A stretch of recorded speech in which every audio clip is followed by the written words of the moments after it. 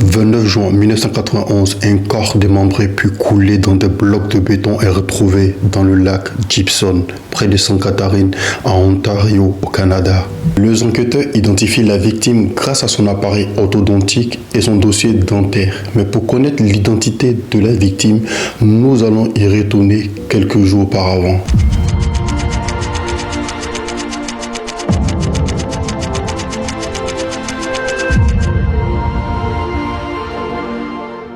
Le soir du 14 juin 1991, Leslie Mahaffey, une adolescente âgée de 14 ans, se rend à la veillée funéraire d'un ami décédé d'un accident de voiture.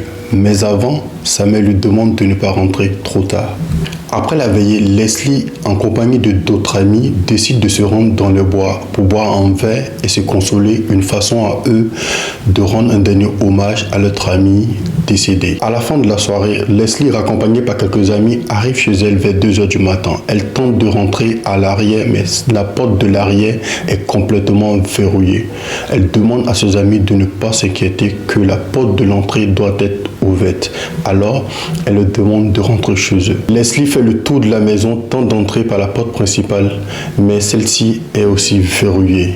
Elle se rend compte que sa mère a littéralement fermé les portes pour tenter de la punir du fait qu'elle soit rentrée trop tard. Alors elle préfère dormir dehors plutôt que de toquer à la porte et de réveiller tout le monde.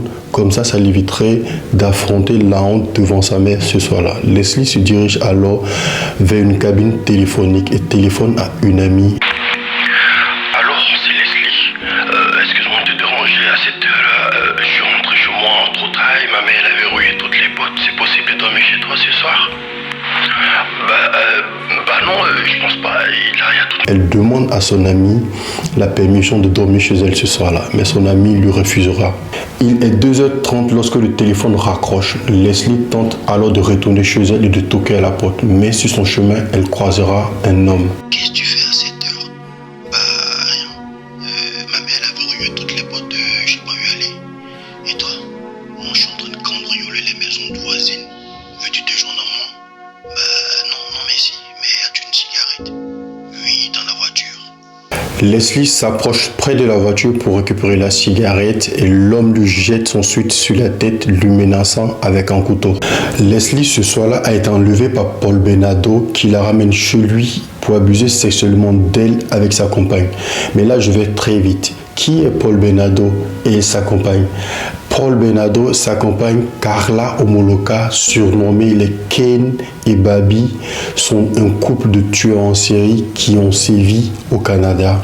Vous aurez une vidéo, je vous ferai une vidéo complète, détaillée de toute l'histoire du couple.